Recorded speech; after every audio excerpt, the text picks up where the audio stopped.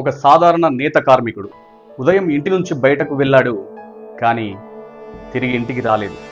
కుటుంబ సభ్యులు ఎంత వెతికినా ఆచూకీ దొరకలేదు. చివరికి 2 రోజుల తర్వాత సిరిసిల్లలోని రగుడు శివారు ప్రాంతంలో అతడి మృతదేహం అనుమానాస్పద స్థితిలో కనిపించింది.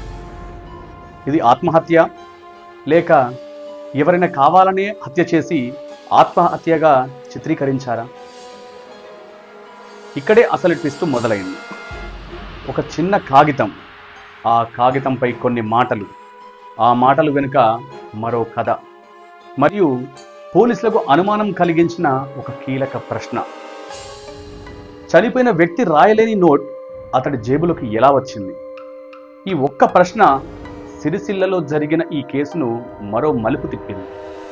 ఇది సాధారణ హత్య కేసా, లేక రాజకీయ కక్షలు, వ్యక్తిగత విభేదాలు, కుట్రలతో ముడిపడిన పెద్ద కథ? ఇవాల్టి వీడియోలో వెంగళ వెంకటేశం హత్య కేసులో ఇప్పటి వరకు వెలుగులోకి వచ్చిన సంచలన అంశాలను వరుసగా తెలుసుకుందాం. ఎంతో కష్టపడి సేకరించిన అన్ని వార్తా కథనాలను పరిశీలించిన తర్వాత ఈ వీడియోను మీకు అందిస్తున్నాము. కాబట్టి అడుగడుగున క్రైమ్ సస్పెన్స్ థ్రిల్లర్ మూవీని తలపించే ఈ సంఘటనకు సంబంధించినటువంటి ఈ వీడియో మీకు అందించే మా యొక్క ప్రయత్నం మీకు నచ్చినట్లయితే ఒక లైక్ చేయండి. ఇంకా ఆలస్యం చేయకుండా వీడియోలోకి వెళ్ళిపోదాం. వెంగళం వెంకటేశం సిరిసిల్లలో నేత కార్మికుడిగా జీవనం సాగిస్తున్న ఒక సాధారణ వ్యక్తి. రోజు పని, పిల్లలు, కుటుంబం, ఇదే అతడి సాధారణ జీవితం. కానీ ఆగస్టు 6 అతడి జీవితంలో చివరి రోజుగా మారింది. వెంకటేశం ఉదయం నుంచి కనిపించకపోవడంతో అతడి భార్య అయినటువంటి సులోచన పోలీసులను ఆశ్రయించింది. నా భర్త కనిపించడం లేదు అంటూ ఫిర్యాదు చేసింది. పోలీసులు మిస్సింగ్ కేసుగా దర్యాప్తు ప్రారంభించారు. సాధారణంగా ఇలాంటి కేసుల్లో మొదట కనిపించకుండా పోయిన వ్యక్తి ఎక్కడికి వెళ్ళాడు, ఎవరిని కలిశాడు, మరియు ఎవరితో ఫోన్లో మాట్లాడాడు అనే విషయాలను పోలీసులు పరిశీలిస్తారు. ఇక్కడ కూడా అదే జరిగింది. సీసీ కెమెరాలు, ఫోన్ కాల్స్, అతడి చివరి కదలికలు అన్నింటినీ క్షుణ్ణంగా పోలీసులు పరిశీలించడం ప్రారంభించారు.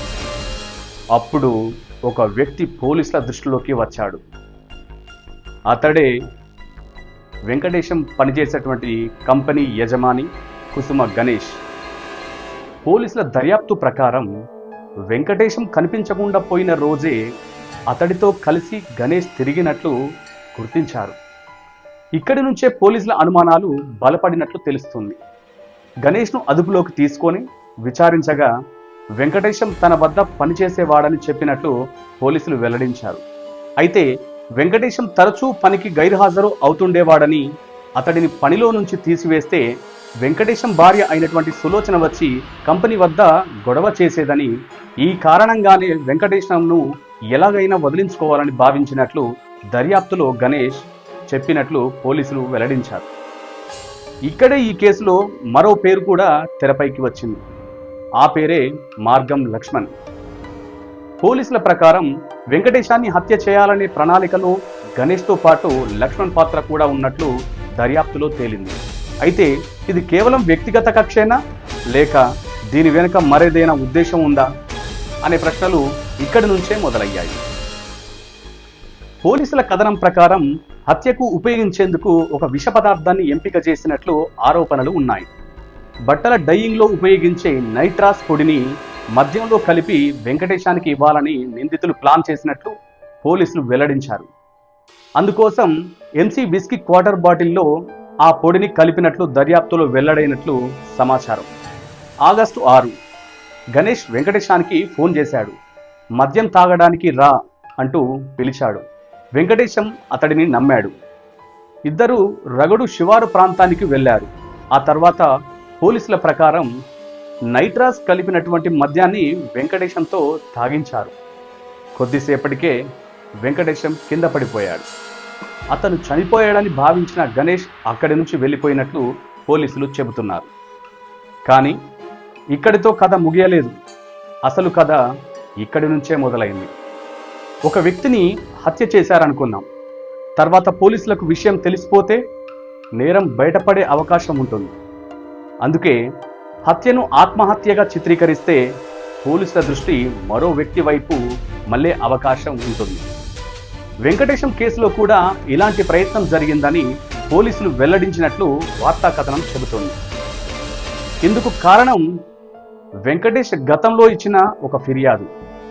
ఆ ఫిర్యాదు ఏంటంటే, ఇందిరమ్మ ఇల్లు మంజూరు విషయంలో స్థానిక మున్సిపల్ వైస్ చైర్మన్ దార్ల సందీప్ తన భార్య ద్వారా ₹1,00,000 లంచం అడిగాడని వెంకటేశం పోలీసులకు ఫిర్యాదు చేసినట్లు సమాచారం. ఆ కేసు ఇప్పటికీ దర్యాప్తులో ఉంది. ఈ విషయాన్ని ఉపయోగించుకొని వెంకటేశం ఆత్మహత్య చేసుకున్నట్లు చిత్రీకరించాలని నిందితులు ప్రయత్నించినట్లు పోలీసులు ఆరోపించారు. అంటే హత్య చేసిన వ్యక్తులు హత్యకు కారణం ఇంకెవరినో చూపించాలని ప్రయత్నించారా? ఇదే పోలీసుల దర్యాప్తులో కీలక అంశంగా మారింది. వెంకటేశం మృతదేహం బయటపడిన తర్వాత ఘటన మరింత రాజకీయ రంగు పులుముకున్నట్లు వార్తా కథనం పేర్కొంటోంది. అక్కడ ఉన్న ఒక పార్టీకి సంబంధించిన నాయకులు వెంకటేశం మృతదేహాన్ని మున్సిపల్ వైస్ చైర్మన్ దార్ల సందీప్ ఇంటి ముందు ఉంచి ఆందోళన చేసేందుకు ప్రయత్నించినట్లు కథనం చెబుతోంది. అదే సమయంలో పోలీసులు మృతదేహాన్ని పరిశీలిస్తున్నారు. అప్పుడు అక్కడ ఉన్న కొందరు వ్యక్తులు వెంకటేశం జేబులో ఏదో నోటు ఉంది అని చెప్పినట్లు పోలీసులు గుర్తించారు. కానీ పోలీసులకు ఒక సందేహం వచ్చింది. మీకు నోటు ఉన్న విషయం ఎలా తెలుసు? ఈ ప్రశ్నకు వచ్చిన సమాధానాలు పోలీసుల అనుమానాలను మరింత పెంచినట్లు తెలుస్తుంది. పోలీసులు వెంకటేశం జేబులోని కాగితాన్ని బయటకు తీశారు. అందులో నాకు దార్ల సంపత్తో భయం ఉంది అనే భావం ఉన్నట్టు వార్తా కథనం పేర్కొంది. అయితే ఇక్కడ మరో కీలక విషయం బయటపడింది. వెంకటేశం భార్య అయినటువంటి సులోచన తన భర్తకు చదువు పెద్దగా రాదని, అతడు అలాంటి నోటు రాయడం అనుమానాస్పదమని చెప్పినట్లు సమాచారం. అంతే, పోలీసుల దృష్టిలో ఈ చిన్న కాగితం కేసులోనే అతిపెద్ద క్లూగా మారింది.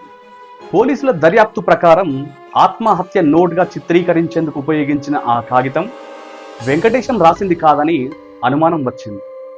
దర్యాప్తులో ఆ నోట్ను కుసుమ గణేష్ రాసి వెంకటేశం జేబులో పెట్టినట్లు పోలీసులు గుర్తించినట్లు వార్తా కథనం చెబుతోంది. ఇదే ఈ కేసులో అత్యంత సంచలనమైన అంశాల్లో ఒకటిగా మారింది.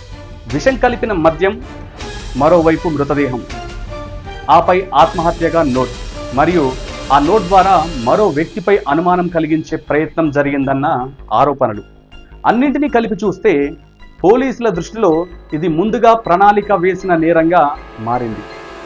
ఇక్కడి నుంచి కేసు మరో కీలక ప్రశ్నను లేవనెత్తుతోంది. వెంకటేశం హత్యకు వ్యక్తిగత కారణమే ప్రధాన కారణమా, లేక రాజకీయ ప్రయోజనం కోసం కూడా ఈ హత్యను ఉపయోగించాలనుకున్నారా? వార్తా కథనం ప్రకారం మార్గం లక్ష్మణ్కు దార్ల సందీప్కు మధ్య గత రాజకీయ విభేదాలు ఉన్నాయని పేర్కొంటోంది. గత ఎన్నికల్లో లక్ష్మణ్ ఓడిపోయినట్లు కథనం చెబుతోంది. ఈ నేపథ్యంలో వెంకటేశం హత్యను సందీప్ పైకి మళ్లిస్తే అతడిపై రాజకీయ ఒత్తిడి పెరిగే అవకాశం ఉందని నిందితులు భావించినట్లు పోలీసులు వెల్లడించారని కథనం పేర్కొంది. అయితే ఇది దర్యాప్తులో వెల్లడిన ఆరోపణల కోణం మాత్రమే. ఈ ఆరోపణలపై సంబంధిత ఇతర వ్యక్తుల పూర్తి వాదనలు, న్యాయపరమైన తుది నిర్ధారణ వేరుగా ఉండవచ్చు. అందుకే ఈ కేసులో అసలు నిజం బయటపడాలంటే పోలీసుల దర్యాప్తు, కోర్టు విచారణ ఇవి రెండూ పూర్తవ్వాల్సిందే. ఈ కేసులో కంపెనీ యజమాని అయినటువంటి కుసుమ గణేష్, మార్గం లక్ష్మణ్, శ్రీనివాస్, రమేష్, సూర్యప్రకాష్ ఇలా మొత్తం 5గురిని పోలీసులు అరెస్టు చేసినట్లు వార్తా కథనం పేర్కొంటోంది. వారిలో గణేష్, లక్ష్మణ్ జైలుకు వెళ్ళగా మరో 3గురికి కోర్టు బెయిల్ ఇచ్చినట్లు సమాచారం. అయితే పోలీసులు బెయిల్ రద్దు కోసం కోర్టును ఆశ్రయించే దిశగా చర్యలు తీసుకుంటున్నట్లు కథనం చెబుతోంది. అంటే ఈ కేసు ఇంకా ముగియలేదు. ఇది మొదటి దశ మాత్రమే. ఇంతవరకు పోలీసుల దర్యాప్తులో బయటపడిన కథ ఇది. కానీ ఒక ప్రశ్న మాత్రం ఇంకా మిగిలే ఉంది. ఈ 5గురితోనే కథ ముగిసిపోయిందా, లేక ఇంకెవరైనా ఉన్నారా? వీరికి ఈ ఆలోచన ఎవరిచ్చారు? వీరి వెనుక ఎవరి ప్రోత్సాహం ఉంది? రాజకీయ ప్రయోజనం కోసం నిజంగానే ఈ హత్యను ఉపయోగించాలనుకున్నారా, లేక ఇది కేవలం వ్యక్తిగత కక్షలతో జరిగిన నేరమా? ఈ ప్రశ్నలకు సమాధానాలు దర్యాప్తు పూర్తయితేనే స్పష్టమవుతాయి. ప్రస్తుతం కొందరు రాజకీయ వర్గాల్లో ఈ కేసు వెనుక మరింత పెద్ద మాస్టర్ మైండ్ ఉండొచ్చనే అనుమానాలు వ్యక్తమవుతున్నాయి. అయితే ఇలాంటి ఆరోపణలు నిర్ధారిత నిజాలుగా చెప్పలేం. అసలు సూత్రధారులు ఎవరైనా ఉంటే ఆ విషయాన్ని పోలీసులు ఆధారాలతో బయట పెట్టాల్సి ఉంటుంది. ఒక నేరం వెనుక ఎంత పెద్ద కుట్ర ఉన్నా నిజం ఇప్పటికీ దాగి ఉండదు. ఒక చిన్న కాగితం, ఒక చిన్న అనుమానం, ఒక చిన్న తప్పు కొన్నిసార్లు పెద్ద నేరాన్ని కూడా బయట పెడతాయి.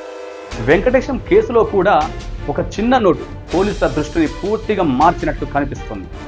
ఇప్పుడు అవసరం రాజకీయ ఆరోపణలు కాదు, నిజాలు బయటపెట్టే నిష్పక్షపాత దర్యాప్తు. వెంకటేశం మరణానికి అసలు కారణం ఏమిటి? ఎవరు నేరానికి పాల్పడ్డారు? ఎవరైనా కుట్ర వెనుక ఉంటే వారి పాత్ర ఎంత? ఈ ప్రశ్నలకు ఆధారాలతో సమాధానాలు రావాలి. ఎందుకంటే ఒక సాధారణ కార్మికుడి ప్రాణం రాజకీయ ఆటలో ఒక పావుగా మారకూడదు. నిజంగా తప్పు చేసిన వారు ఎవరో, వారి స్థాయి ఎంత పెద్దదైనా చట్టం ముందు సమాధానం చెప్పాల్సిందే. ఇది వెంకటేశం కుటుంబానికి మాత్రమే న్యాయం కాదు, ప్రతి సామాన్య మనిషి ప్రాణానికి విలువ ఉందని చెప్పే సమాధానం కూడా. సత్యం ఆలస్యంగా రావచ్చు, కానీ బయటపడినప్పుడు దాని ముందు ఎలాంటి కుట్ర నిలబడదు. ఈ కేసులో దర్యాప్తు కొనసాగుతున్న నేపథ్యంలో తుది నిజాలు కోర్టు విచారణ, అధికారిక దర్యాప్తు ఆధారంగానే నిర్ధారణ కావాలి.